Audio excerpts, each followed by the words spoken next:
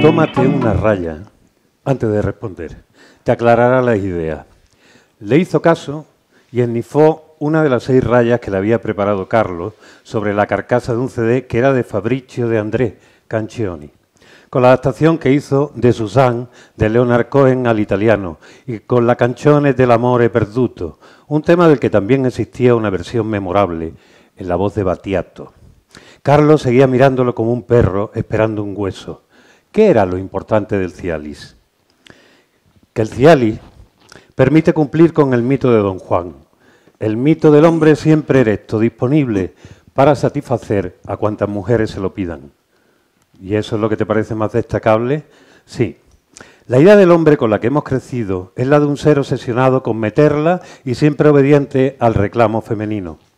Y las relaciones entre sexos están determinadas por esta idea. Y la mayoría de los hombres, sobre todo a partir de una edad, no podemos cumplir con la exigencia de estar empalmados en todo momento.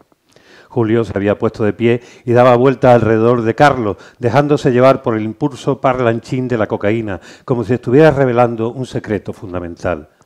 Y si no estás empalmado, la mujer interpreta que no sientes deseo hacia ella, pero puede deberse a que estés nervioso, a que te haya hecho una paja tantas horas antes, o a que efectivamente no sientas un deseo feroz hacia ella, porque te cuesta desear, porque el deseo, en tu caso, se despierta después de la intimidad, no en los primeros polvos. Pero claro, si no te empalmas la primera vez es difícil tener otra oportunidad. Ella puede no querer volver a verte, o lo que es más terrible, te acuestas de nuevo con ella, pero el precedente te influye, la carga de exigencia es mayor, y al final tampoco te empalmas. No tendría que haberte invitado a una raya, lo interrumpió Carlos.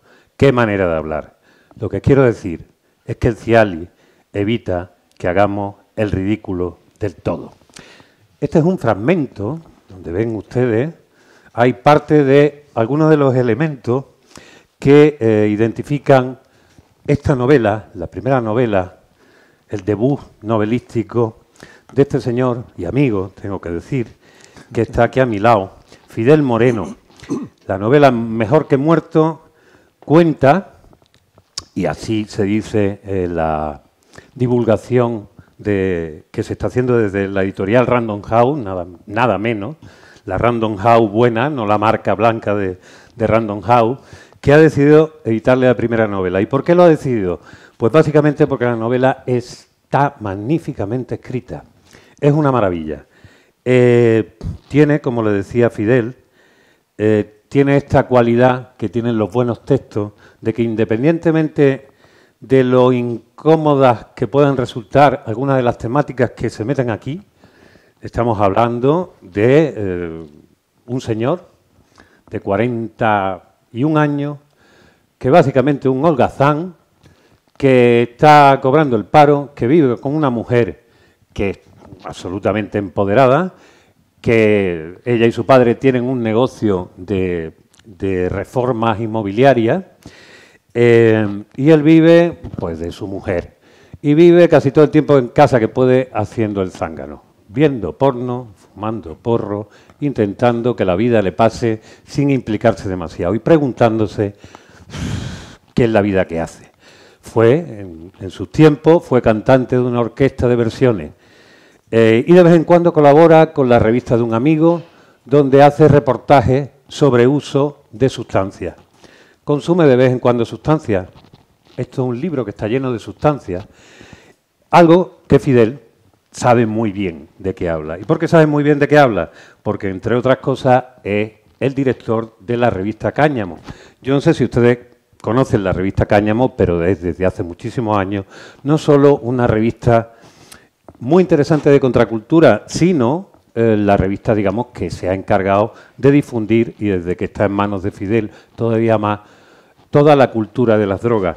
No desde un punto de vista apologético, sino desde un punto de vista ilustrado. ¿Ilustrado qué quiere decir? Ilustrado quiere decir que no podemos hablar de algo, como son las drogas, sin haberlas probado, sin saber de qué estamos hablando, y simplemente relacionándolas con la información que recibimos y con el tema de si son legales o no son legales. Las drogas, como ustedes saben, han acompañado a la humanidad desde que existe, del mismo modo que el sexo. Esto está lleno de sexo y está lleno de drogas, pero sobre todo está lleno de humor y de amor. Lo más importante de esta novela, Mejor que muerto, es que por primera vez, en un momento donde la identidad de lo masculino, felizmente, la identidad de lo masculino que ha durado tantísimos siglos, hasta milenios, se está poniendo en cuestión y hay una identidad femenina que está sustituyendo y que está siendo quien está marcando la línea posible, muchos hombres, sin necesidad de ser nostálgicos de aquel heteropatriarcado, no saben dónde tienen la cara. Y esto es lo que le pasa un poco al personaje, al protagonista de esta novela. Es una novela donde claramente las mujeres que aparecen son las que llevan las riendas. Y él, pues, se deja llevar, sin saber muy bien cuál es su función, cuáles son los modelos a los que mirar. Simplemente disfruta de la vida, intenta que no se le haga muy cuesta arriba.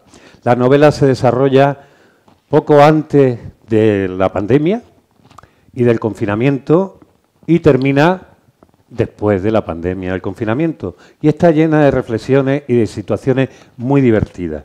Había algunos momentos donde me recordaba al primer Eduardo Mendoza, aquel del Laberinto de las Aceitunas, donde teníamos a aquellos personajes hombres que intentaban estar por encima de sus posibilidades y que intentando convertirse en una especie de héroes, básicamente le salía todo mal. Al contrario que aquellos personajes, a este personaje, a Julio, que es el nombre del protagonista, las cosas le salen extrañamente bien. Tiene todas las papeletas para cagarla constantemente, pero sin embargo no. Él es un hombre que a medida que vayan viendo ustedes pasar la novela, va aprendiendo en ese transcurso. Va aprendiendo del uso de las drogas, sí, pero va aprendiendo sobre todo de la posición que le permite enfrentarse a esas situaciones que le suceden. Adulterio, relaciones laborales, relaciones con su mujer y la aparición de una posible paternidad en la que se empeña su mujer y él nunca ha tenido el más mínimo interés en procrear ni en convertirse en padre. Entre otras cosas, porque si por él fuera, el Julio que encontramos al principio de la novela sería siempre pues un adolescente que vive de aquella manera. Esto, para quienes no hayan estado ustedes aquí antes, se llama El Tercer Piso, el nombre del programa cultural que llevo aquí en Librería Proteo. Mi nombre es Héctor Márquez, soy periodista también, eso que llaman ahora gestor cultural, y este proyecto lo que intenta es abrir a todos los temas, autores posibles, de la manera más variada y que encontremos una comunidad donde podamos hablar de libros, de literatura, de autores y de las cosas que nos importan. No me voy a enrollar más de momento, aunque esto va a ser un diálogo, y quiero hablarles un poco de Fidel, solamente, un poquito. Fidel es periodista, Fidel es músico, nació en Huelva en el año 76, vivió después muchísimos años en Sevilla, ahora vive en Madrid, es también padre. Tú tienes un hijo, dos hijos. Y es director, como decía, de la revista Cáñamo. Ha colaborado durante mucho tiempo con distintas publicaciones.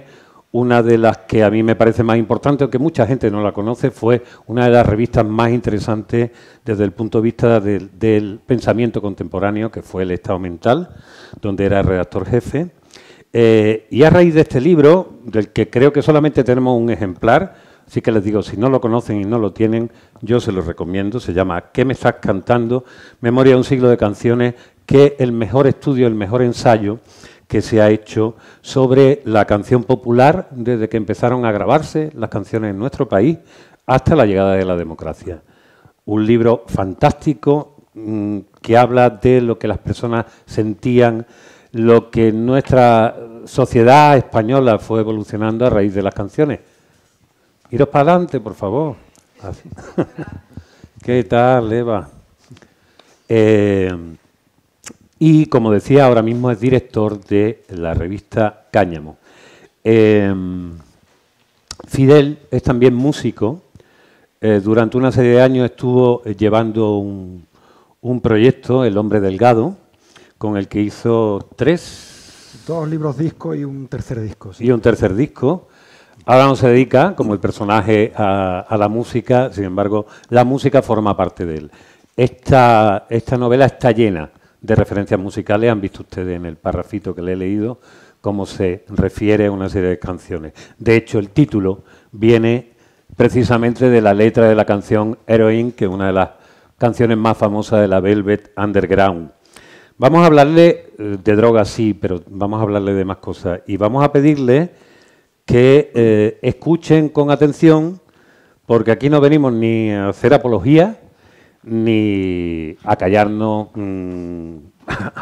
sobre algo que existe, como decía, desde que el hombre es hombre y desde que la humanidad existe. Y probablemente las drogas, en sus distintos usos, hayan sido culpables de la humanidad que tenemos ahora.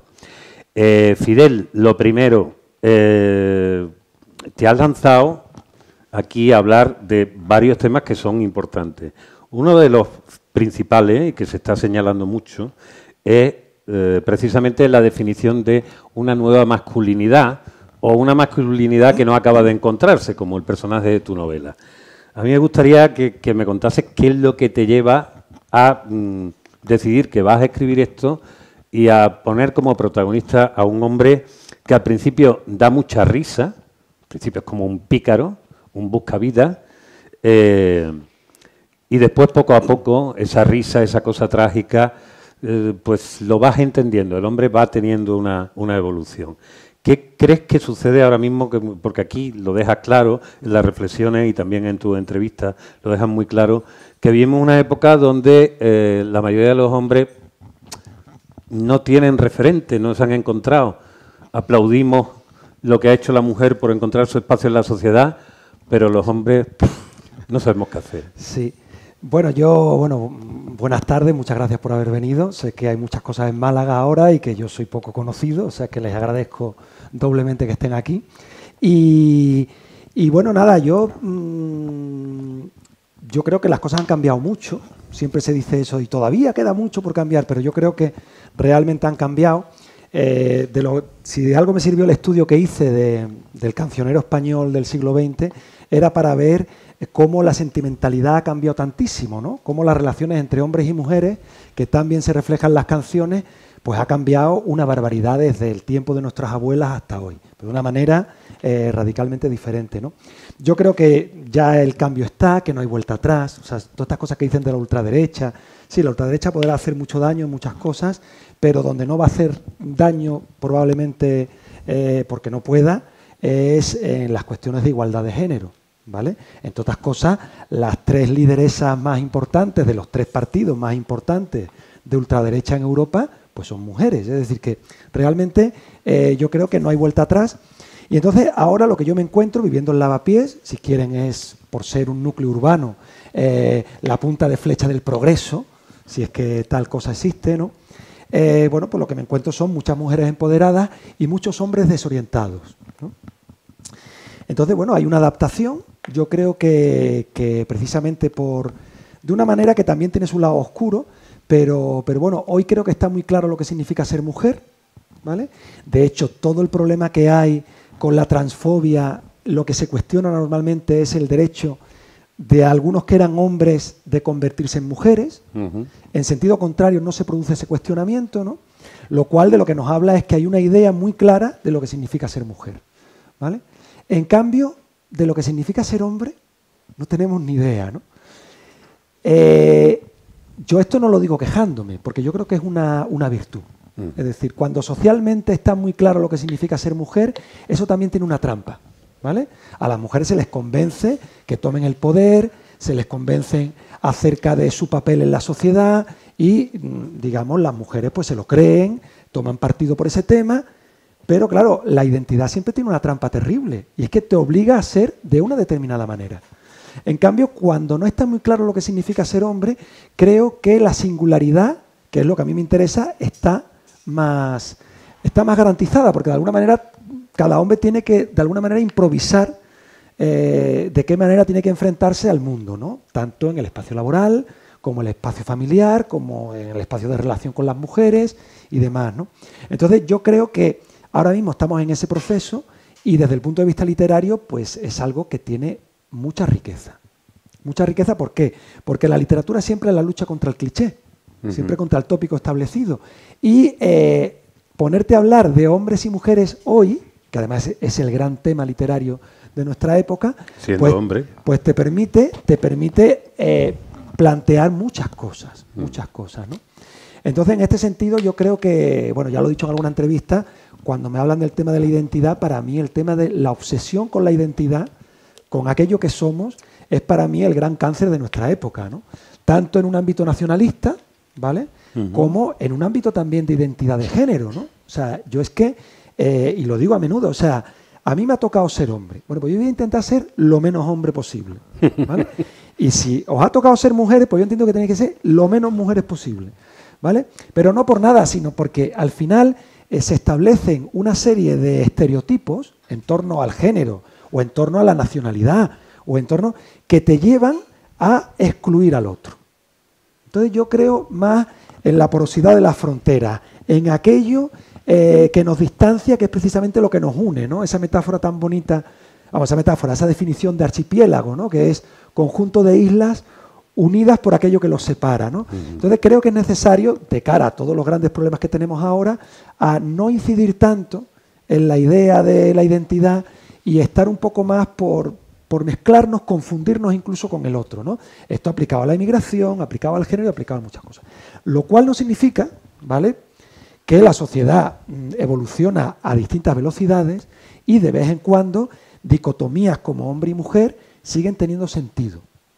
Siguen teniendo sentido, ¿no? Porque hay situaciones donde a lo mejor la mujer está subordinada y hay un poco pues que volver sobre planteamientos pues más colectivos, ¿no? y identitarios también, ¿no? Pero en principio pienso que lo interesante puede estar ahí, ¿no? Que hay que huir de la trampa de la identidad, que es una cárcel, y que, por tanto, pues hablar hoy de las relaciones de hombres y mujeres, pero desde el punto de vista del hombre, pues me parece muy interesante. Y hay una cosa que tú ya llevas como un mes, más o menos, de promoción de la novela. Quería decirles también, a decir lo que dice la gente de la novela, no es poca cosa, lo tienen aquí, apuntado algunas de las cosas que han dicho algunos de los autores. Voy a hablar, por ejemplo, de lo que dice Marco Giral Torrente. Una novela a contracorriente en la que Fidel Moreno consigue algo al alcance de muy poco. Elevar lo cotidiano a la categoría de extraordinario. Manuel Vilas, el escritor, un excelente debut literario, una crónica de la vida actual y corriente llena de humor y sinceridad de la buena. Si Cervantes se levantara de su tumba, esta sería su novela preferida. Para que no parezca una cosa que solamente hablan hombres de hombres, no. Esther García Llobet, escritora fabulosa, el manifiesto definitivo sobre la felicidad de no hacer nada y esperar a que el mundo se arregle solo, aunque sea con una pandemia universal. Y Bárbara Mingo dice, me parto de risa, acaricio el éxtasis, me deprimo un poco, maldigo la sociedad, me asomo un pozo, idealizo el desastre, espío a un hombre, bendigo el trabajo, bailo a mi aire y todo al compás de esta insólita novela. Como les decía, es una novela altamente disfrutable, que probablemente a algunas personas le produzca incomodidad. La incomodidad, al fin y al cabo, son palabras. Son historias, son invenciones. Más incómodo es pensar en las cosas que cuenta la Biblia y como un tío se mete dentro de una ballena, el otro abre, el otro, que puesto a incómodo y que le diga ya ve Abraham, cárgate a tu hijo y ahí hasta el final. ¿No? Quiero decir, en brutalidades nada más que hay que verse una serie de Netflix para llegar. De todas maneras estás dando en un detalle que a mí me parece importante.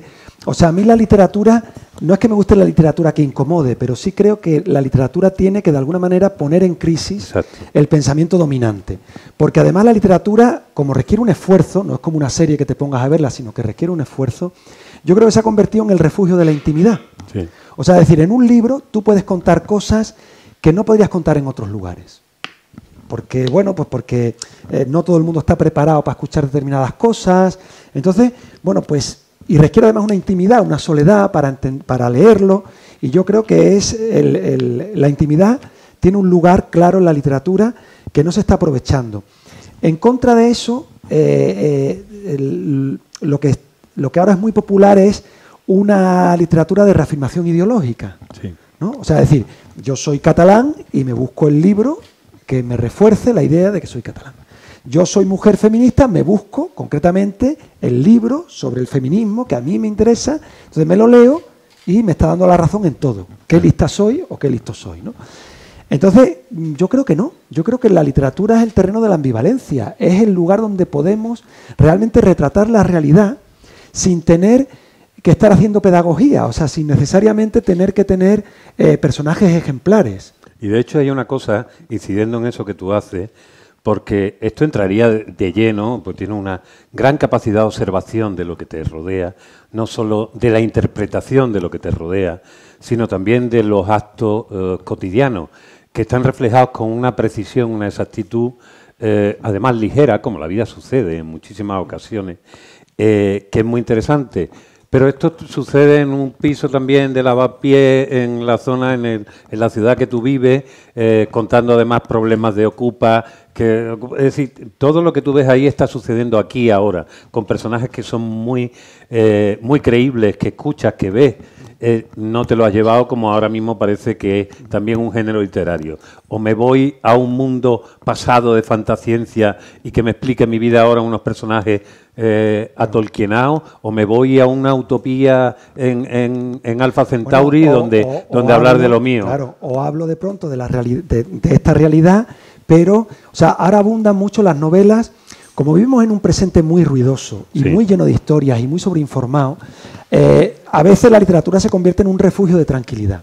Y yo lo entiendo y hay algunas que están muy bien.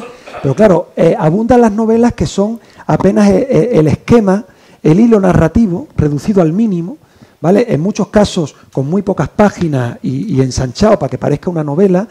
Entonces, bueno, a mí eso me parece muy bien. Pero yo quería retratar el ruido y la furia, ¿vale? Aunque fuera para mostrar la locura de mundo en el que estamos, ¿no? Pero yo tengo una idea que además yo creo que es creciente con el tiempo. O sea, vivimos una época de aceleración histórica que nos lleva a que todos los debates culturales que antes formaban parte de los periódicos, uno lo veía en un debate televisivo, bueno, ahora se nos han colado en nuestra casa, ¿no? Entonces, el problema de la vivienda, el problema de las diferencias o de la brecha de género, el problema de la maternidad, el problema de la precariedad laboral. O sea, todos los grandes debates, todo lo macro se ha convertido en micro y nos envenenan el día a día. Entonces, claro, si tú quieres retratar esta época, tú tienes que dar cuenta de todo eso, ¿vale? Entonces, bueno, pues aquí el personaje intenta hacer esfuerzos por no aprenderse el nombre de los políticos, pero al final se lo acaba aprendiendo, ¿no? Al final, y claro, dice, tengo yo que ocupar mi cabeza con Pedro Sánchez, con Ayuso, con Albert Rivera, con Malú. Yo tuve mis problemas de meter de pronto a esta gente puntualmente porque, claro, manchan, ¿no? Yo me acuerdo cuando hace 30 años empezaron, o 20 años, empezaron los teléfonos móviles y nadie metía teléfonos móviles en la literatura. Escribían sus novelas, pero les costaba mucho trabajo meter un teléfono móvil porque, claro, rompía con la idea de lo literario, ¿no? Entonces, claro, aquí de pronto digo yo, hombre, ¿cómo voy a meter a Malú en una novela?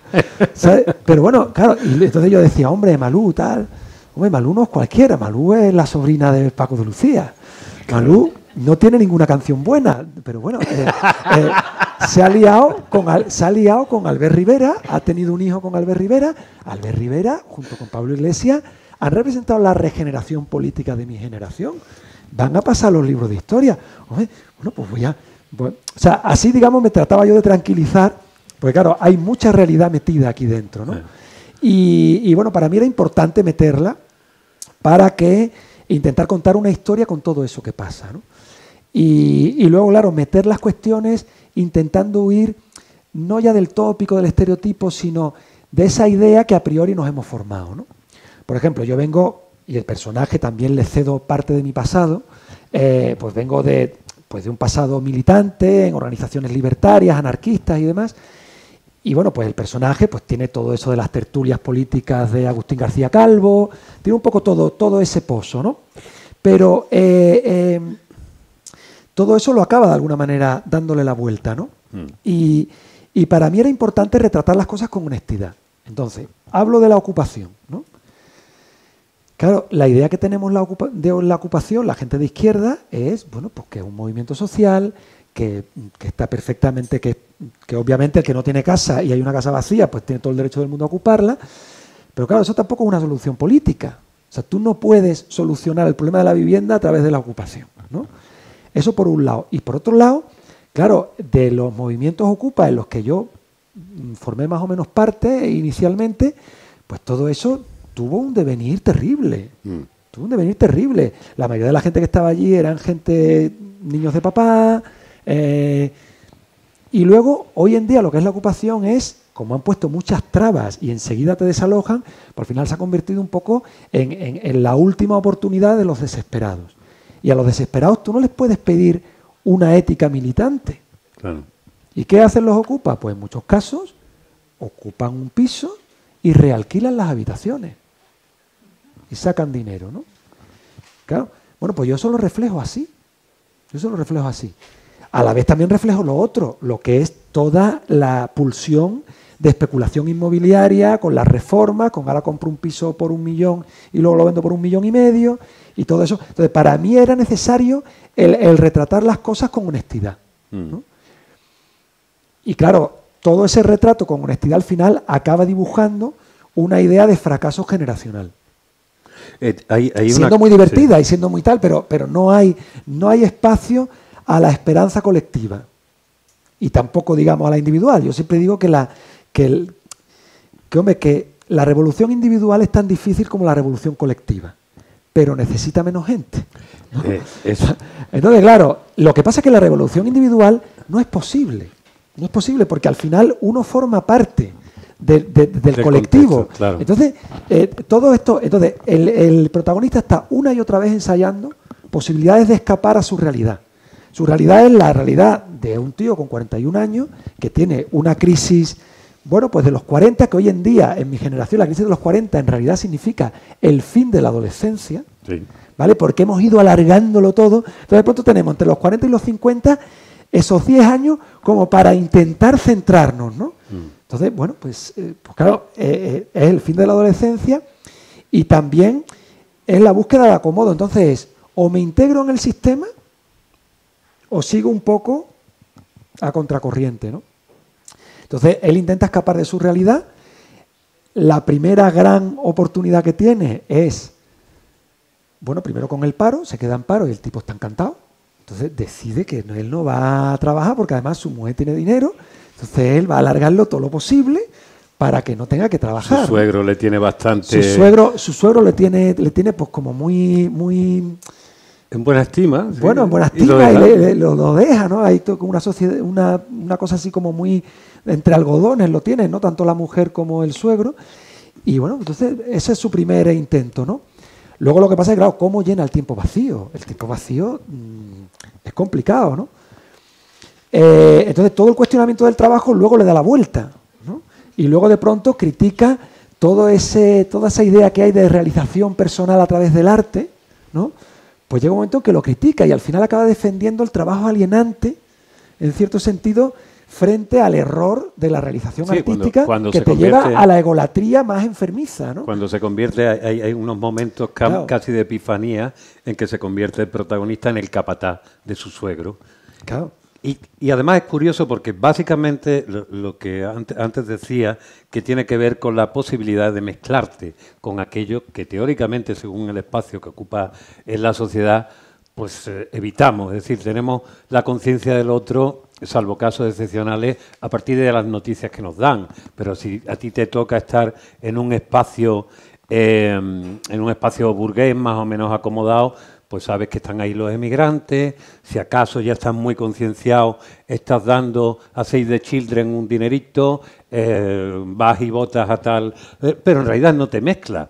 Y aquí hay una cosa que, por lo que sea, en esta novela, este protagonista, que en realidad, al principio, básicamente está preocupado de sí mismo y no del resto, se va mezclando con los ocupas, se va mezclando con los emigrantes, se va mezclando con los obreros, que a su vez también son emigrantes, que trabajan para sus suegros. El que se mezcla de verdad es él. Y en ese proceso de mezclarse, aunque no lo pretenda, porque está más perdido que el barco del arroz y es lo único que está es encantado de descubrir una pastilla maravillosa de la que hablaremos ahora, y de la que casi nadie habla, porque normalmente una pastilla hecha para la autoestima masculina, en el momento en que ya las erecciones se convierten en algo complicado, que llega a su vida y, bueno, a partir de ahí, entre la pastilla y esas relaciones, él va aprendiendo.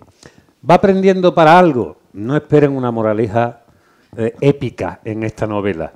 No les voy a decir final, pero el final es de la normalidad absoluta. Soy el que soy, vivo en esta sociedad y lo más que puedo hacer es lo que él acaba de decir, es haber hecho unos pequeños cambios de los que empieza a ser a lo largo de la novela, empieza a ser consciente. Y tú también, como lector, lo eres con él. Al principio el personaje, como hombre hablo, y supongo que cualquiera que vea uno dice, pero esta piltrafa humana, este jeta, este tío, es que dan ganas de darle 2 tortas, ¿no? Cuando poco a poco te das cuenta que en parte, sin saberlo muy bien por qué, sino simplemente aprovechándose de la situación que ha contado, en realidad está tomando casi una actitud zen y budista de, como decía Bárbara Mingo, de el no hacer. El no hacer. Yo puedo ocuparme del gran magma, del gran caos general. No. ¿Qué puedo ocuparme?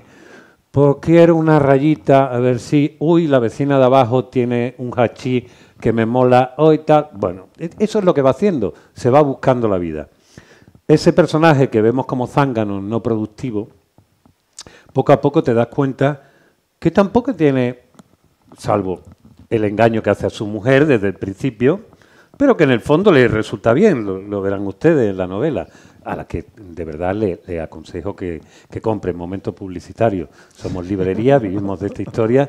Este hombre no sabemos si le va a llegar algún royalty, ojalá que sí, pero nosotros, si nos llegan unos euros, nos hacen muy felices.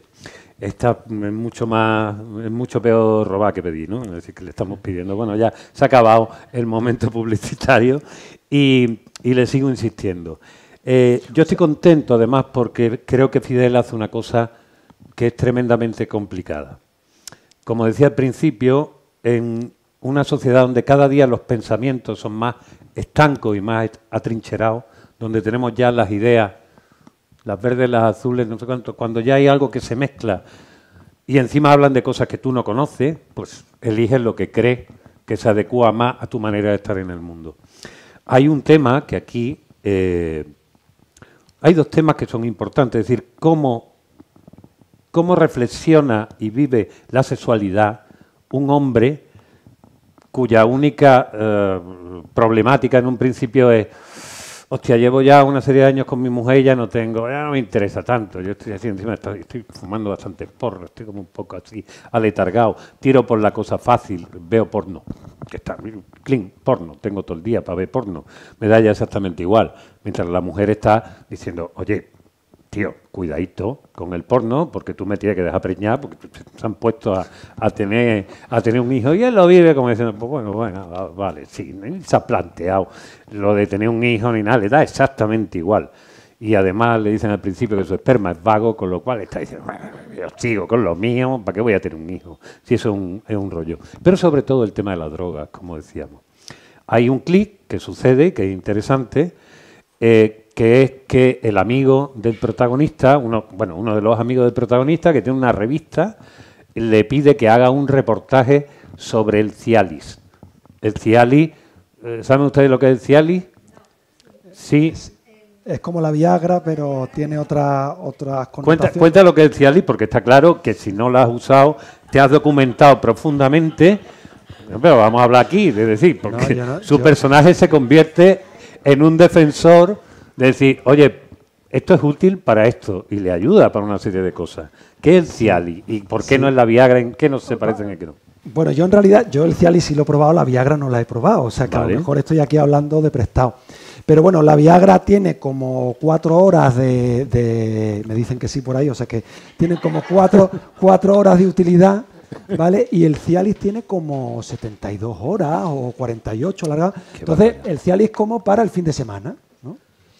Entonces, claro, yo ahí veía una cosa muy interesante. Lo que te permite el Cialis es cumplir con el mito del Don Juan. El mito del Don Juan no solo es una aspiración masculina, sino que es un mito cultural y, por tanto, es también una expectativa femenina, ¿no?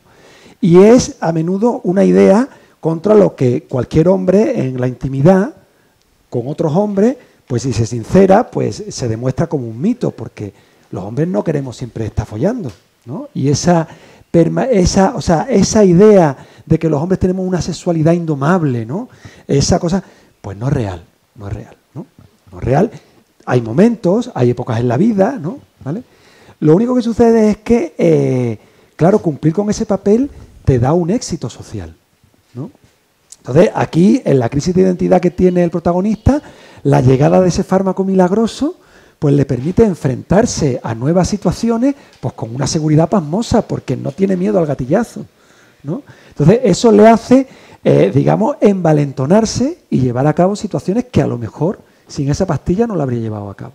Que hay que ¿vale? contar que no él no va buscando nada, está ya como asumiendo su historia, sino que el amigo le dice, quiero que hagas un reportaje de esta, como lo que se llama el periodismo gonzo, que se no sabe, el periodismo sobre todo de la época de la revista el Rolling Stone en los años 60 y 70, que es tú te conviertes en protagonista de lo que estás hablando. Entonces, si vas a hablar de no sé quién, pues te hace un viaje aquí, o como es Total, este se toma el Cialis. Le dan unas pastillitas. Ya no contamos más, pero bueno, sí que hay una reflexión que yo creo que no se ha hecho y no se hace porque, bueno, siempre que se toca este tema, pues es algo complicado, ¿no? Sobre todo si hay hombres y mujeres delante.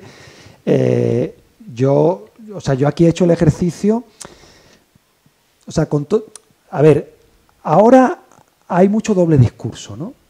Muchos hombres que cuando están rodeados de otros hombres hablan de una manera, pero si hay alguna mujer delante, cambian el código y tal. Yo eso nunca lo hago. O sea, yo hablo, si hay mujeres delante o si hay hombres, hablo exactamente igual. Eso me ha traído problemas con mujeres, me ha traído problemas con hombres, lo que sea. Pero creo que es algo refrescante, ¿no? El poder hablar sin estar midiendo y sin dobles intenciones y sin hipocresía, ¿no? Para mí es importante, ¿no? Entonces, claro, normalmente del Cialis y de estas cuestiones no se habla, pero el Cialis es un fármaco verdaderamente milagroso que permite, bueno, pues cumplir de alguna forma con este mito, pero también permite otras muchas cosas que se las pueden ustedes imaginar, que son benéficas, ¿no? Pues alargar la vida sexual en el caso de los hombres, tal. También permite reflexionar acerca del tema de la erección y de la penetración, ¿no? Que siempre está esa cosa de no todo es penetración, no todo. Yo todavía estoy esperando a ver qué es lo que no es penetración, vale, porque sí. No, o sea, quiero decir que sí, pero que no. Es decir, la falta de erección se vive como un fracaso absoluto. No solo lo vive el hombre, sino también las mujeres cuando sucede, ¿no? Entonces, bueno, a mí me parecía que era interesante un poco utilizar este fármaco para eso. Luego, claro, la otra sustancia, también se hablan de microdosis de LSD, también se habla... O sea, yo parto un poco... Yo, no el personaje, yo creo, bueno, pues lo que ha estado un poco contando Héctor Márquez, que bueno, pues que la ebriedad forma parte de la experiencia humana, desde antes incluso de conformarnos como especie, y de que para organizar nuestra vida, igual que necesitamos el sueño, igual que necesitamos comer, necesitamos embriagarnos de cuando en cuando. Hay drogas legales, como el café, que nos permite ser útiles y estar despiertos cuando tenemos sueño, está el tabaco, está el alcohol, ¿vale? Y luego hay drogas ilegales, ¿vale? Que por lo que sea, pues desde hace un siglo, pues se han venido prohibiendo, ¿vale? Pero esto no niega la realidad de que siguen con nosotros, y lo único que hace la prohibición es dificultar el acceso. Y hay que recordar, ¿vale? También y perturbar que a la gente se le olvida muchas veces que algunas de las drogas que hoy son legales no lo han sido durante un tiempo. Es que eso hay que entenderlo. La legalidad o no depende mucho de cómo son digamos, los equilibrios socioeconómicos / culturales de cada momento, ¿no? El café ha sido prohibido, el té ha sido prohibido, el opio y sus derivados no han sido prohibidos, han sido después prohibidos, se han utilizado de muchísimas maneras, son útiles en estos casos y se permite legalmente para estos casos, pero no para el otro. Porque hay una idea que es que entra dentro y todavía tenemos nosotros alrededor de nuestra cultura judeocristiana. Parece que el placer, la búsqueda de la ebriedad, como decía, es algo que, a ver, ¿y cómo? O sea, a mí, por ejemplo, para mí una de mis luchas políticas, de alguna forma, es reclamar, por supuesto, la legalización de todas las drogas y también la normalización de su uso. La normalización de su uso significa, pues, ni banalizarlas desde un malditismo chic, que es muy habitual, ¿no? Todas estas cosas tan estéticas, ¿no? de series donde se drogan de una manera. Eso me parece peligroso y creo que además es una forma de violencia contra el cuerpo que uno no debe de cultivar, ¿no? Pero tampoco la dramatización absoluta que hay desde determinados sectores y el alarmismo generalizado que hay. Entonces, claro, lo que yo planteo en realidad es que tenemos una relación muy perturbada con el placer y con el dolor, ¿vale? Entonces, a nivel farmacológico o clínico, pues a una persona que tiene dolores le dan morfina, pero no se les ocurre darle heroína. ¿Por qué? Porque a diferencia de la morfina, la heroína tiene una banda eufórica. Claro. Da placer. No solo te quita el dolor, sino que da placer. Entonces, ¿cómo le vamos a dar eso, no? Entonces, bueno, hay muchas cosas, muchas contradicciones que se ven en torno a las drogas y concretamente, pues, puestos a tratar alguna, pues yo decidí tratar en este libro, pues la droga que encarna la perdición por excelencia. Todas las sociedades necesitan una serie de mitos para tener el control social de la población y en concreto la heroína pues significa la perdición, ¿no? Pero claro, si yo como escritor creo que la literatura es la lucha contra el cliché, yo tengo que jugar con el horizonte de expectativas del lector. Entonces, claro, en cuanto el protagonista prueba la heroína, ¿qué está pensando el lector? Se va a enganchar. Ya está, ya se va. Entonces, bueno, a mí me parece interesante jugar con eso. ¿Jugar desde qué presupuestos? Pues desde unos presupuestos mucho más realistas que el que manejan habitualmente los medios de comunicación, ¿vale? ¿Por qué? Pues porque en relación a la heroína, lo que te cuentan del relato yonki responde a unos consumidores concretos de heroína, pero no a todos. Hay mucha gente que prueba la heroína, hay mucha gente que consume esporádicamente heroína y no tiene mayor problema. ¿Cuál es el problema de la heroína? ¿Cuál es su maldición? El tema de la dependencia. Entonces, si tú eso no lo manejas bien, por supuesto no lo tomes, o si lo tomes, te vas a arruinar la vida, ¿vale? Pero si tú eres capaz, y hay mucha gente capaz, de tomarla sin generar un hábito, pues ya está. Incluso hay gente con determinada edad que decide pues desarrollar un hábito. Entonces, era un poco lo que decían los chinos. Los chinos respecto al opio decían, no lo pruebes en la juventud, pruébalo en la edad madura y abusa en la vejez. ¿Te acuerdas que el personaje... Escotado, por ejemplo, es un ejemplo. Escotado claro. Se iba sus últimos 25 años de vida consumiendo heroína diariamente. Le permitía no sentir dolores, escribir, entregarse a su pasión. Eso es muy complicado sobre todo por la prohibición, porque es muy difícil encontrar una heroína que no esté adulterada, es muy difícil encontrarla barata, es muy difícil tener un control de eso y claro, eso genera pues que o tienes dinero y te lo montas muy bien o tienes que tener mucho cuidado. Pero estamos hablando de desarrollar un hábito, sí. Pero no hay que complicarse tanto la vida. Quiero decir, entonces, para mí lo interesante tratar ese tema, ¿no? Luego ya pues la gente estará de acuerdo o no estará de acuerdo. Para mí, tratarlo, contrariamente a lo que me pueda decir alguien así apresuradamente, decir, es que has tratado la heroína y esto estás banalizando, estás invitando a la gente al consumo y tal. No, perdona. Es importantísimo, cuando yo hablo de normalizar el uso de las drogas, es importantísimo mostrar que haya una transmisión de la experiencia y mostrar usos ilustrados, usos bien pensados, usos beneficiosos de la sustancia que tradicionalmente han acompañado al hombre, porque el opio, o sea, la marihuana creo que los hallazgos arqueológicos más antiguos son de hace 10.000 años. Y el opio son de hace 8.000. Sí, la primera es el alcohol cebado, una especie de cerveza. Sí, no, y después tenemos el cannabis y el opio más o menos. Está el tema de las sustancias psicodélicas, del hongo, todo claro. Eso. Pero bueno, quiero decir que nos han acompañado siempre, ¿vale? Y han coevolucionado con nosotros. De hecho, la amapola La Papaver somniferum es una variedad que surge de una amapola que no es psicoactiva. O sea, es decir, que es una creación humana, mediante la selección, que generan un nuevo tipo de amapola hace 8.000 años. Con un principio activo. O más. Entonces van seleccionando las que colocan más y al final acaban teniendo pues la que da lugar al opio, ¿no? Entonces, bueno, yo simplemente, digamos, públicamente tengo ese papel, digamos, como director de Cáñamo, de reclamar esa normalización de las drogas. Y aquí, pues no lo hago desde una perspectiva política, sino más o menos de lo que entraña la sustancia en sí. Porque esa es otra. Hay una fascinación total con el mito de la heroína. No paran de aparecer libros de adictos, libros que rememoran la memoria de los caídos en los 80. Entonces, todo eso a mí me parece bien.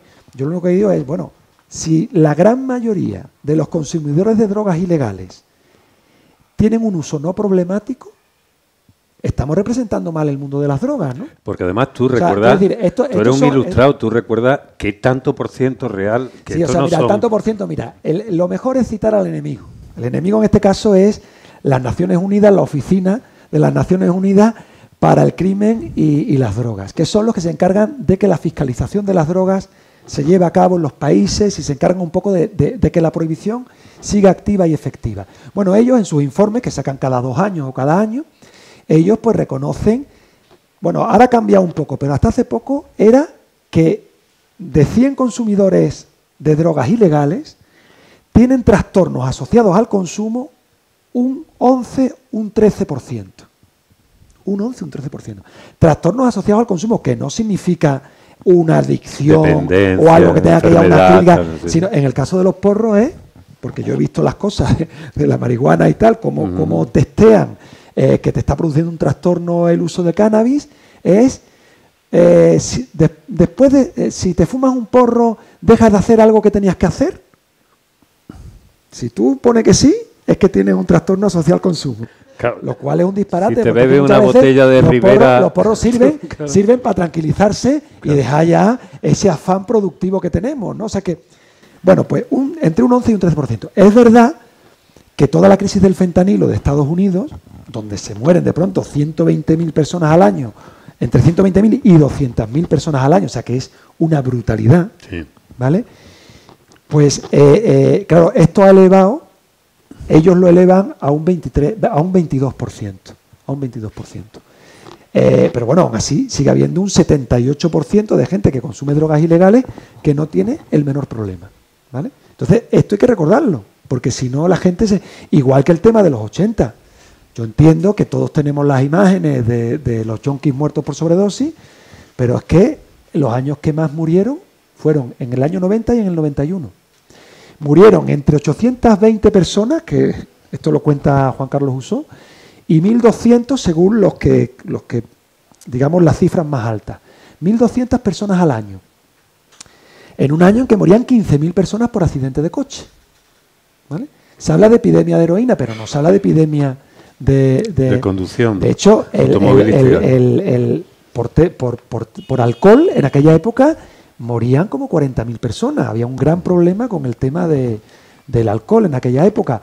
Ahora ya eso está muy tal, pero aún así, en el año 2024 murieron 14.000 personas por temas derivados del alcohol, ¿vale? Entonces, una cosa es la realidad y otra cosa es cómo nos la cuentan. Y en el caso de las drogas, la realidad está muy mal contada, muy mal contada. Entonces, yo lo único que digo, está muy bien que se retraten los casos de adicción extrema y el sufrimiento tan terrible que provocan el abuso de determinadas drogas, pero bueno, déjennos también representar a ese 78% de gente, ¿vale?, que no tiene ningún problema.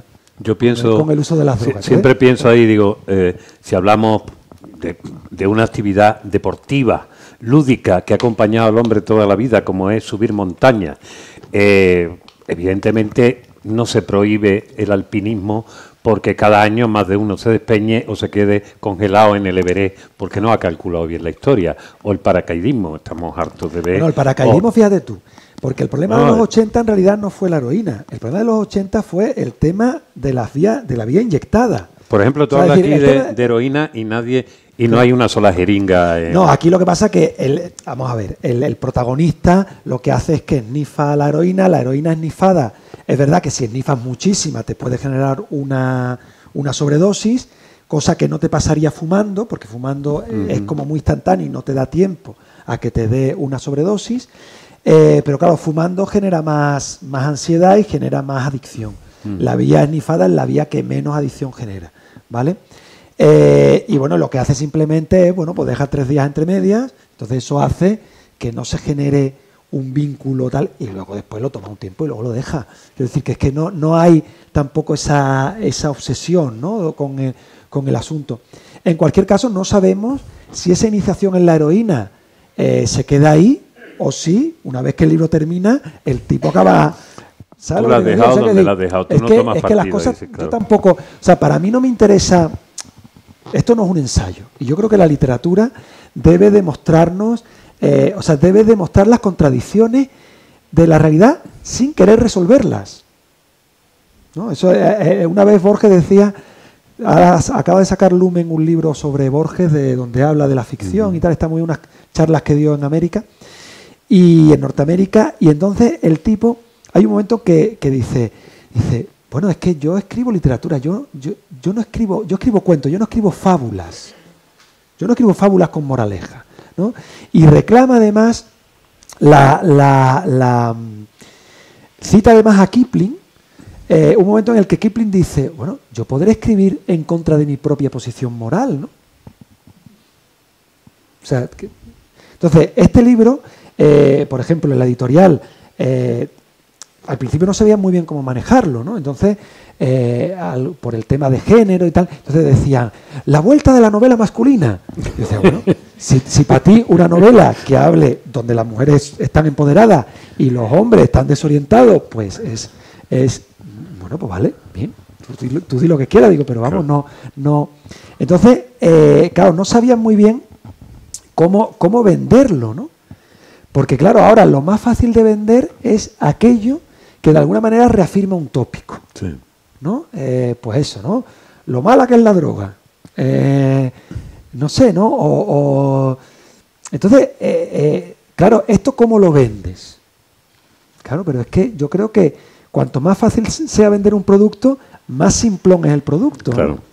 Entonces, bueno, yo lo que decía, bueno, os habéis reído y tal, porque a todo esto yo me escribo la novela, yo soy consciente de que estoy escribiendo una tragicomedia, pero yo no era consciente de que tenía tanto sentido del humor como la gente me lo dice. La gente me dice, bueno, es una novela picaresca de hoy total. O sea, ¿cómo nos hemos reído? O sea, hay como una celebración. Entonces yo digo, fabuloso, ya está, una novela divertida. ¿Ya está? Entonces, claro, la forma de hablar de determinadas cosas tiene que ser mediante el humor, porque el humor es lo que nos permite una distancia divertida respecto a nosotros mismos, ¿no? Luego, otra cuestión, otra característica literaria que para mí me permite que el guiso me salga bien, es la idea de que la novela está escrita en tercera persona desde el punto de vista del protagonista. Entonces, esta tercera persona permite, y este punto de vista del protagonista permite ver a un hombre desde fuera y desde dentro. Si lo hubiera escrito con una primera persona, cuando uno escribe con una primera persona, la máscara del yo está ahí y no la puedes quitar. Puedes mostrar de alguna manera las costuras, pero no tienes esa facilidad como para decir, bueno, este está haciendo no sé qué tal. Y eso me permitía mucho juego, ¿no? Y ya te digo, yo estoy contento del libro porque, bueno, porque me permite hablar de muchos temas como hablamos ahora. O sea, sin necesidad de llegar a un acuerdo y sin necesidad de llegar a una conclusión, ¿no? Y a la vez, pues, bueno, mediante la diversión, ¿no? Es lo que más me alegra. La gente me dice, me lo he leído en 2 días, me lo he leído. Me parece que ahí hay un logro, ¿no? Porque yo siempre me ha preocupado mucho los cambios de la lectura y de la escritura a raíz de que aparece Internet en nuestras vidas, ¿no? Que ha habido unos cambios tremendos. O sea, en realidad la aparición de Internet solo es comparable culturalmente al Neolítico, el momento en que en que el ser humano se vuelve sedentario. O sea, no hay una revolución similar desde entonces, ¿no? Entonces, esto nos ha generado unas vidas duales, unas vidas muy esquizofrénicas. Las redes sociales han generado, además, pues, si el siglo XX es el siglo del yo es otro, que decía Rimbaud, ¿no? O sea, esta idea de desconfianza hacia el sujeto, hacia uno mismo, ¿no? donde aparece el psicoanálisis, donde aparece un poco pues toda la contracultura que pone en crisis el yo, ¿no? Todo el tema oriental, todo. Pues el siglo XXI es más bien el yo soy yo mismo con mi mecanismo, ¿no? Sí. Porque es creerte el personaje, ¿no? Entonces ves cómo las redes sociales, o sea, cuando nosotros éramos adolescentes, pues tú te podías hacer una foto en el fotomatón, que siempre salías horroroso, ¿sabes? O podías mirarte en el espejo mucho tiempo, te llevabas en el niño. No había filtro belleza. Pero no había el tema del selfie. No había la cantidad de escaparates de las redes sociales que hay hoy. Entonces, claro, hoy el sujeto contemporáneo está enfermo de pura egolatría.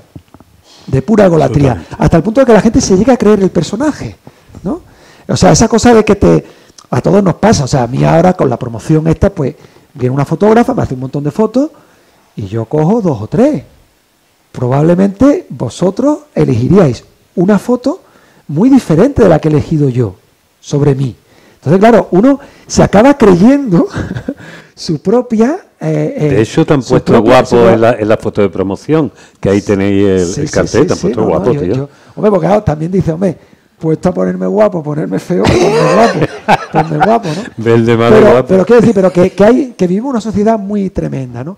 Y a nivel de la escritura y de la lectura, que era lo que iba, que no me pierdo, aunque parezca, no se pierde la escritura y la lectura han cambiado muchísimo. Entonces, el escritor se enfrenta a un lector muy, muy disperso, muy distraído, y si tú quieres colar cosas, o sea, para mí, por ejemplo, meter el ideario de García Calvo, yo lo meto en un párrafo o en 2.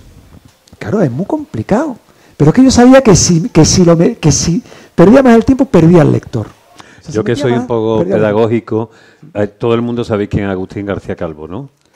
No. Sí, bueno, un poco un filósofo, bueno, es uno de los personajes más interesantes del siglo XX español, un poco el gran filósofo, ácrata, erudito, pero ácrata desde un anarquismo anarquizante, ¿vale?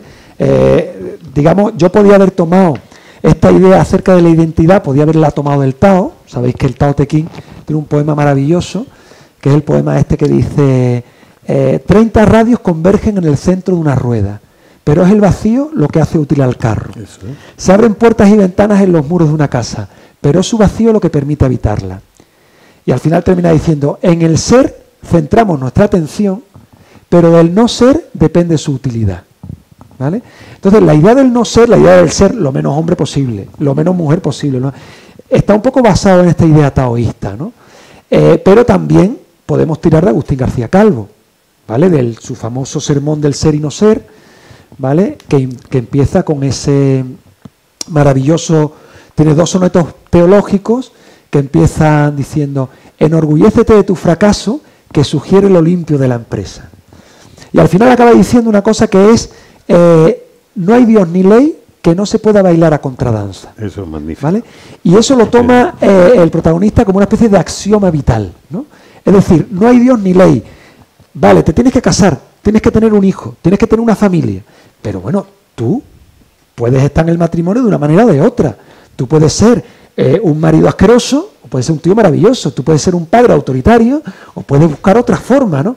Entonces esta idea de bailar a contradanza, las normas y las convenciones, pues es una idea de Agustín García Calvo, que Agustín García Calvo decía que siempre estamos condenados a la guerra. O sea, que no hay salida. Lo que hay es cómo te relacionas tú en este mundo, cómo te manejas tú con todo eso, ¿no? Entonces, bueno, eso es algo que toma el protagonista. Es verdad que el protagonista después lo tuerce a su favor, porque yo al protagonista no lo salvo. O sea, yo podría haberlo salvado. Yo podría, le evito un par de cuestiones finales, tal, no sé qué, y al final todo el mundo contento, ¿vale? Pero yo es que estoy en contra de la identificación. Estoy en contra de la identificación. O sea, es decir, todo lo que hacía Bertolt Brecht del extrañamiento, o sea, recordar a la gente, oye, que esto es un libro, oye, que este es un ser humano, ¿no? Que esto, o sea, ¿qué le ha pasado a Podemos? ¿Qué le ha pasado a Podemos? Pues que Podemos, al final, apuesta por el personalismo. Y al final, claro, si tú apuestas por el personalismo... Basándose en el enganche de lo comunitario. Esas personalidades acaban agrietándose con la primera contradicción. Claro, las primeras contradicciones que surgen, pues surgen pues por toda la borrachera del poder al que se prestan y que, bueno, pues que está llena pues de sexo chungo y otras cosas, ¿no?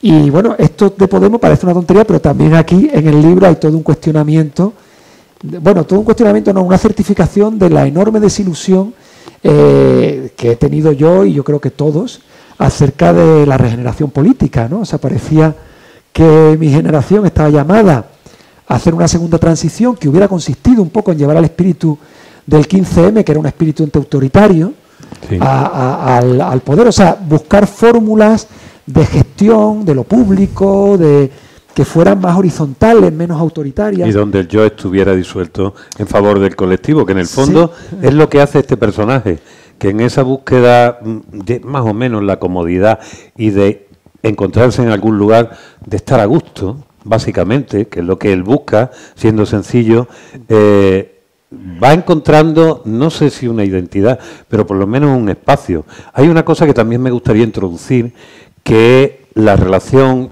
como estábamos hablando del principio, es la búsqueda de una masculinidad que él ya claramente dice, no tengo póster que llevarme a la boca y tampoco me da igual, estoy a gusto aquí en mi casa, con los míos, no me dan por saco, mi mujer me... Bien, estupendo. Y se plantea el tema de la paternidad. Entonces, poco a poco en el libro van apareciendo dos personajes, el futuro, o no se sabe, hijo, y un personaje que a mí me parece muy importante, hemos estado charlando antes de experiencias personales, que es el padre. Aparece la figura del padre, con la que el protagonista, de pronto, en un momento dado, cuando está su paternidad ahí, empieza a acordarse de él. El padre, en esta novela, ya murió hace un tiempo. La que está viva es la madre, con la que establece una relación. Y este personaje, que tampoco parece interesarse demasiado por nada, salvo por su aventura,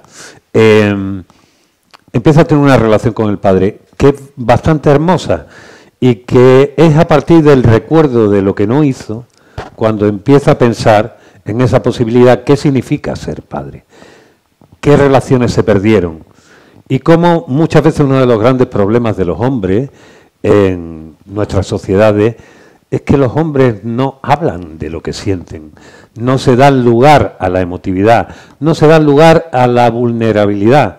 Hay algún momento en la novela donde este hombre de pronto tiene como una especie de epifanía, donde de pronto este tío, que parece que está ahí buscándose de todo, se emociona realmente y recuerda algunas de las cosas. Hay una cosa que aquí, un tema simbólico, no creo que hagamos demasiado spoiler. La madre le manda, niño, aquí tienes los zapatos de tu padre, me lo he encontrado, no los tiré. Y él se los pone. Y yo les recordaba que, curiosamente, eso me sucedió a mí cuando mi padre murió, que yo ya no me hablaba en aquel tiempo con mi padre, y fui con mi madre a recogerlo en la residencia donde vivía, de una manera absolutamente automática y sin saber muy bien por qué. Cogí los zapatos que estaban al lado de la cama y cogí y me puse los zapatos que tampoco valían un duro, pero no sé por qué sentí la necesidad de ponerme los zapatos de aquel hombre. Y justo en el momento, un mes antes, murió de que naciera mi hijo, que él no sabía que iba a nacer, ni sabía que yo tenía una relación, ni sabía que iba a ser abuelo. Entonces, eso que sucede aquí, no habíamos hablado del tema, yo siempre he pensado como aquellas circunstancias a mí me ayudaron a no ser definitivamente un Peter Pan, que hubiera sido, y tenía todas las papeletas para hacerlo, porque todo lo que estaba a mi alrededor era seguir intentando estirar esa adolescencia de la que habla Fidel aquí en este personaje y que nuestra sociedad además se vincula hacia ello. Me parece que es muy interesante esa relación con el vínculo, que es un vínculo que realmente no se produce sino en la necesidad o en la añoranza que tiene el protagonista, ¿no? O sea, yo creo que esto es una cosa común Espera. ¿Sí? Ahí. A ver, ¿me escuchan? Sí. Sí, ¿no? Yo creo que esto es una cosa común a mi generación, no creo que sea una cosa solo mía, pero sí que esa idea del padre ausente, ¿no? Si te fijas, hay constantemente casi un género editorial con la muerte del padre o con la relación traumática con el padre.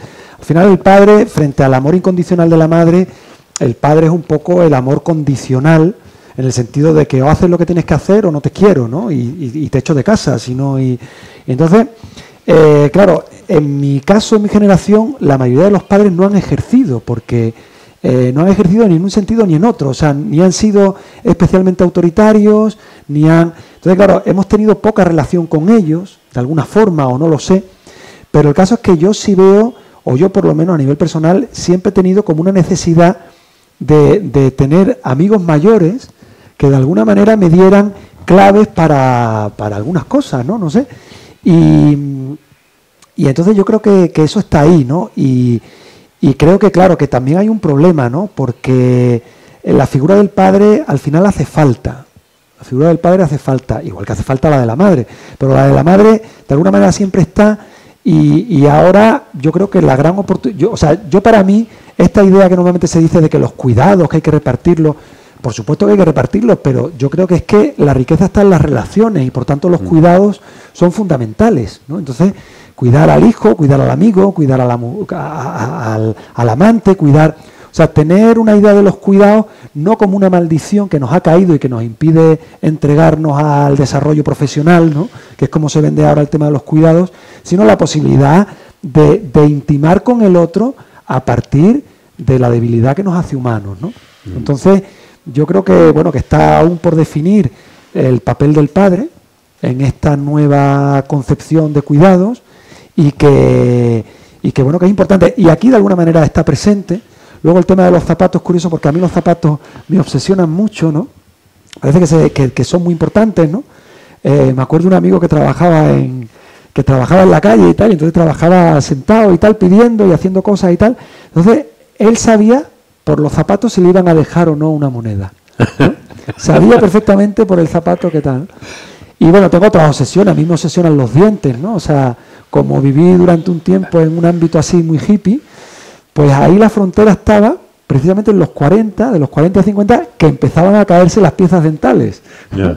Entonces llegaba un momento en que era, ¿te acuerdas cuando teníamos dientes? Y ahí había, bueno, pues un cambio, o sea, había una diferencia enorme entre los que tenían al final un padre con dinero y los que no. Claro. Los que tenían un padre con dinero, pues volvían un verano con toda la dentadura perfecta, ¿no? Y los que no, pues seguían pues con esa ruina de dientes, ¿qué tal, no? Y siempre he tenido con eso muchas cosas, ¿no? Y al final, pues bueno, pues se cuela, ¿no? De alguna forma. Oye, Fidel, ¿te parece, sí, ¿te parece que abramos también un poco la... Sí, abrimos, porque además esto habría ustedes que pregunten algo, que opinen algo. ¿Alguno de ustedes conocía a Fidel Moreno? ¿No? Ah, ahí tenemos una mano que se levanta. ¿Tú podrías contarnos algo de Fidel? Sí, pero espérate, que todo esto se está grabando. Para esperar que en YouTube... No me voy a poner en ese... ¿Perdón, qué? Él lo conoce mejor. También. Es que, claro, pero que tampoco queríamos que todas las opiniones fueran, como se dice vulgarmente, un campo de nabo. Quiero decir, si hay un poquito de fluidez entre lo femenino. Venga, sí. Él que lo conoce mejor, Sergio, después le vamos a dar la palabra. Di tu nombre, porfa. Laura. Bueno, yo estoy descubriendo a Fidel, tengo que decir. Bien. Pero me parece que, estoy descubriendo y creo que me puede quedar muchísimo por descubrir, vamos, porque este hombre es una caja de sorpresas. Pero me parece que es valiente, ¿no? Y en cierto modo muchas veces provocador y que nos pone en momentos y en situaciones en las que nos hace cuestionarnos pues muchos de esos dogmas que venimos cultivando con mucho mimo y con mucho cuidado, ¿no? Entonces muchas de las cosas que dice levantan ampollas muchas veces, y a mí misma también me las levanta, pero me gusta rascarme un poco la herida porque creo que es un ejercicio muy sano. Entonces, bueno, yo creo que puede estar interesante lo que ha escrito. ¿Todavía no le Todavía no lo he leído. Hoy voy a comprar el libro. Hoy te va a comprar el libro. Háganle caso, compren el libro. ¿Está bien? Está fantástico. Tú sabrás si está bien o quieres decir más cosas. Sergio, venga. Que Sergio... Espérate un segundillo. Tú estás con la novela en un ratillo, Yo ¿no? lo voy a decir, si es como un hermano para mí. Acércate, tú lo conoces de la lo época conozco de hace de más Sevilla, ¿no? de 30 años, sí, Ajá. y bueno, siempre desde chico, así, vamos, no ha cambiado mucho. ¿Siempre ha sido igual? Sí, siempre ha sido inquieto, hemos estado en clases juntos y siempre era el que perturbaba un poco el orden, pero bien perturbado, o sea, con reflexión. ¿Siempre has tenido esta especie de Sí, cosas sí, zen, sí, sí, tranquilitas? sí, ¿no? sí. Bueno, yo creo que no. pero bueno. Bueno, los profesores te aseguro de que se veían interpelados muchas veces, pero luego en los descansos y eso siempre acudían y siempre porque les hacía reflexionar muchas veces, porque no sé, yo lo tengo ese recuerdo. Bueno, hemos sido amigos de grandes aventuras. No vamos Sí, a contarlas, sí, sí. pero Muy bien, muy muchas bien, veces. La música no la habéis Así vivido, que- ¿no? No, bueno, yo lo he escuchado muchas veces con la guitarra, con una hoguera al lado del río, o en una fiesta o tal, pero poco más. No lo he visto ni siquiera en directo con el Hombre Delgado ni nada. Por supuesto, he escuchado sus discos, he leído sus 2 libros discos, pero poco más. La música no. Oye, ¿y el hombre delgado no O sea, tiene yo tengo ninguna que- posibilidad de claro, renacer ahora? Claro, mira, llevo años. Es que no hay, llevo- es que ahora mismo tú buscas por Sí, dices, no hay venga, nada. Spotify, YouTube, no hay nada, tío, y lo que queda está acabado. No, o sea, vamos a ver, a mí, yo viví de la música unos años, o sea, quiero decir que a mí tan mal no me fue. Otra cosa es que no me dio, digamos, como para vivir, digamos, de una manera buena, ¿no? condiciones, en condiciones. Y llegó un momento en que yo ya me cansé de estar siempre en esa marginalidad y sobre todo de tener que estar llamando a los amigos para que vinieran a los conciertos. Él ni siquiera me ha visto en concierto. Entonces, bueno, para mí, yo realmente llegué a grabar 5 discos en total, porque empecé con un grupo que se llamaba La Lengua Suelta y luego seguí con El Hombre Delgado. Eso sí está en Y- Spotify, la y- lengua sí, suelta, sí. Y bueno, o sea, por un lado llevo como 10 años queriendo subirlo a Spotify, pero debo de tener una resistencia adentro que me hace que no lo suba. Y yo estoy muy contento de los discos que grabé. Pero, o sea, el problema de ser cantante de tu propio repertorio es que tú te ves obligado a subir cada noche, vamos, cada noche es un decir, cada vez que tienes un concierto te ves obligado a representarte a ti mismo, ¿vale? Y a cantar una y otra vez las mismas canciones. Y eso me cansaba. Por eso, por ejemplo, este personaje, claro, este personaje también es cantante, pero es cantante de una orquesta. orquesta. De orquesta. Sí, sí, sí. De orquesta. Entonces, en mi época, yo vengo al final, Y trabajaba en los cruceros. claro, y trabajaba en los cruceros y tal. Entonces, yo vengo de una época en la que lo que se valoraba sobre todo, en una época previa a Operación Triunfo, lo que se valoraba era sobre todo tener un repertorio propio, tener algo que contar, tener algo que decir. Y entonces yo era muy crítico con toda la música orquesta, con todo lo que eran los tributos, todas estas cosas. Pero con el tiempo veo, bueno, que igual que hay un museo de obras clásicas, pues también tiene que haber un repertorio de canciones populares que se canten, ¿no?, en vivo y a mí, si yo tuviera que elegir ahora, yo más que ser cantante de mis propias canciones, me gustaría ser un cantante de Ahora querría orquesta ser un en crooner. en un crucero, en un crucero, porque bueno, me parece que te permite una relación pues mucho menos personal, ¿no? O sea, yo creo que eso es algo que se aprende con el tiempo porque de alguna manera de lo que te convencen es de la genialidad de ser artista, ¿no? Y el artista se ve como el individuo triunfante, que hace lo que le da la gana y lo que tal. Pero eso tiene muchas trampas. Y especialmente en la música, la trampa principal es que tu éxito como cantante depende de la aceptación popular. Entonces ya ahí te pierdes porque tienes que sonar en la radio, en la televisión, en una serie de entramados en los que no es nada fácil llegar y que además son ámbitos que en muchos casos están muy corrompidos. Hay una cosa que tú tienes claramente, y nosotros nos conocemos y pertenecemos, digamos, a esa generación, de haber crecido en un momento donde la relación con el arte, en cualquiera de sus manifestaciones, con eso que llaman la cultura, las artes, la cultura, era la relación sobre ese espacio, no necesariamente de incomodidad, pero sí de apertura. Hoy en día, como Fidel ha dejado aquí clarísimamente y antes lo ha dicho, todo tiene que ver con la adoración del becerro de oro, y el becerro de oro es uno mismo. y ese uno mismo básicamente va siendo cada vez más humano en la medida que se convierte en legendario, en icono, en referente, en ídolo, en superartista.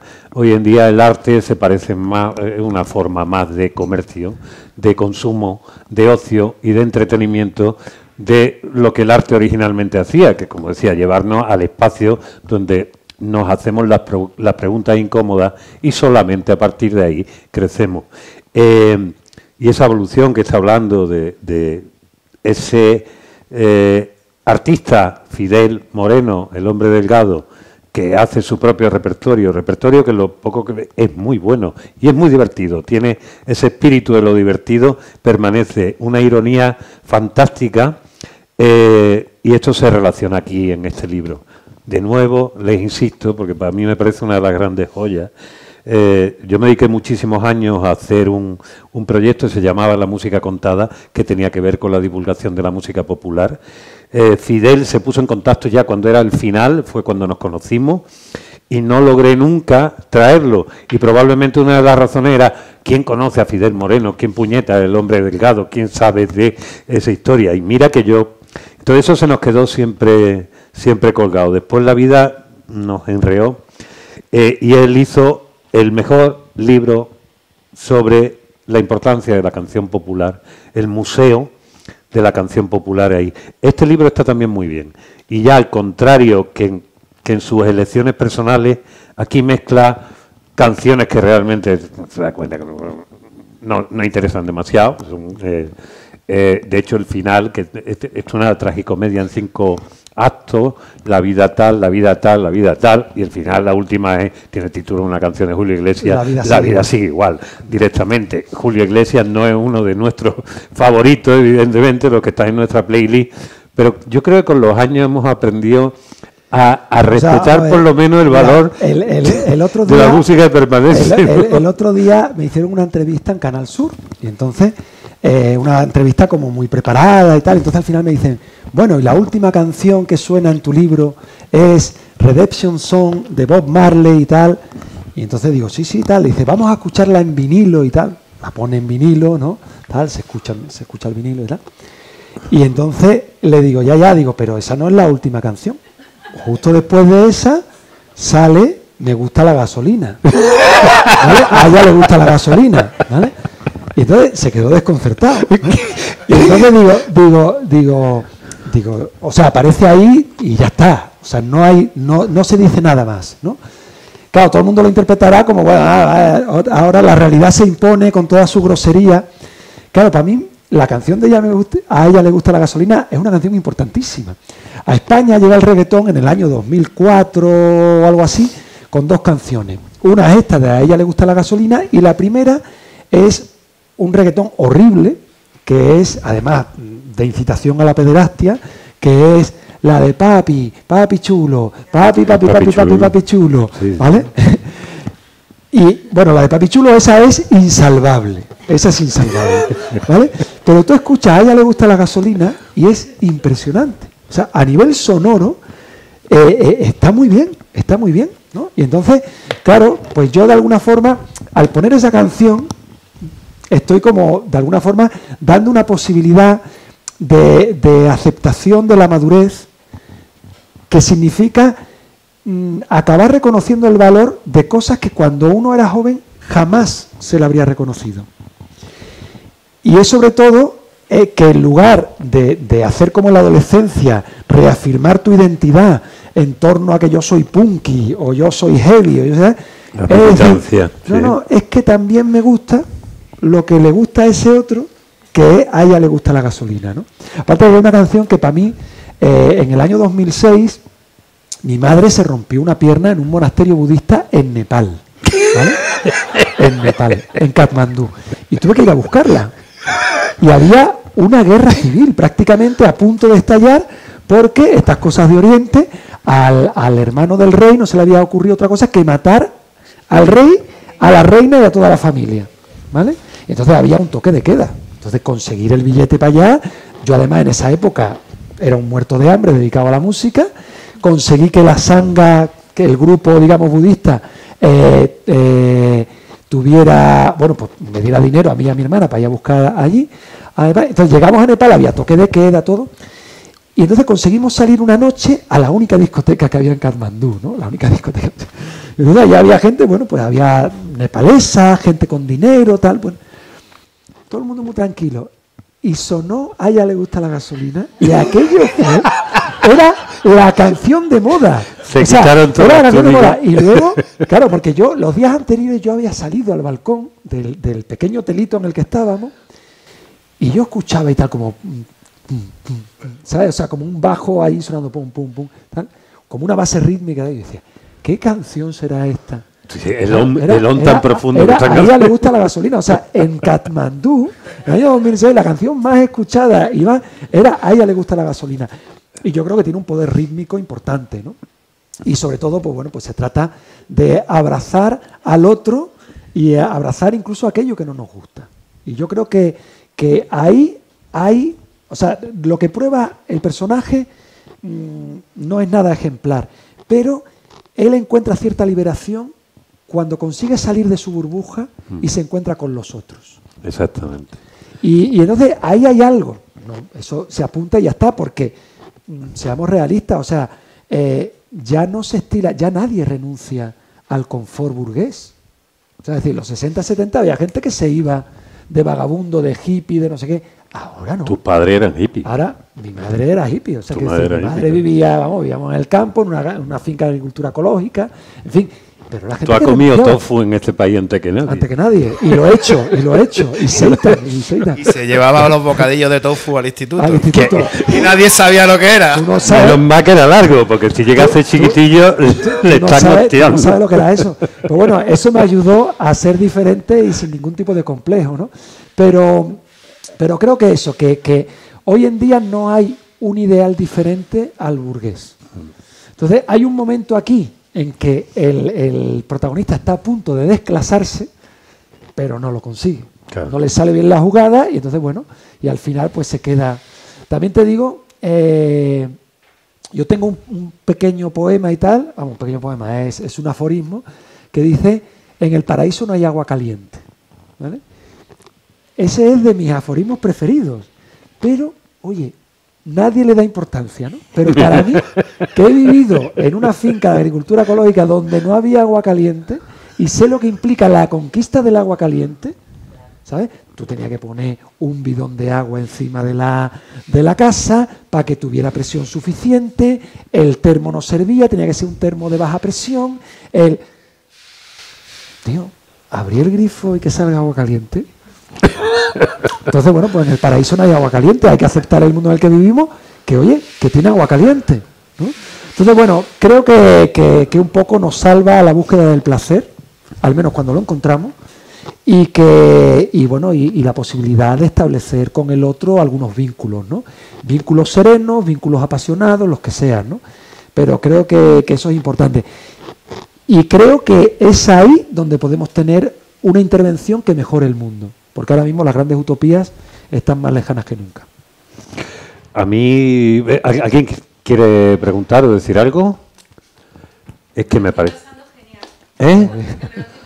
Bueno, pues ahora nos lo seguimos pasando genial, pero yo creo que con una cervecilla adelante, sí, o algo así, y sin que sirva de precedente, vamos a dejar que un día del tercer piso la gente que trabaja aquí se vaya a su hora, ustedes le dé tiempo a que lo firme, que tampoco son multitud, pero si están bien, yo les voy a pedir, además porque hoy estoy muy contento de que Fidel esté aquí.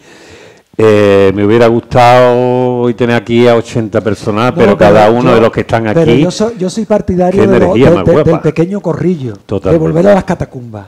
Y no, o sea, lo que para mí sí, que cuando rule haya patón, ¿no? O sea, para mí lo importante es tomarte en serio las cosas. Tomarte en serio las cosas. Porque, hombre, yo vengo aquí desde Madrid. Vengo obviamente también porque tengo aquí amigos y me lo voy a pasar bien y tal. Pero sí creo que es importante el respetar la posibilidad comunicativa de un momento como este, ¿no?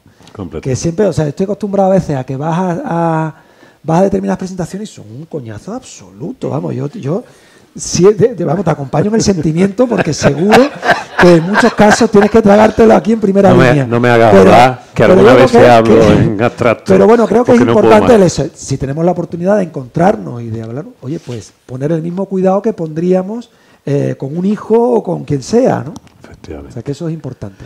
Así pues aplaudarle como si fuera su hijo. Muchas gracias, Fidel, tío. Muchas gracias. Muchas gracias.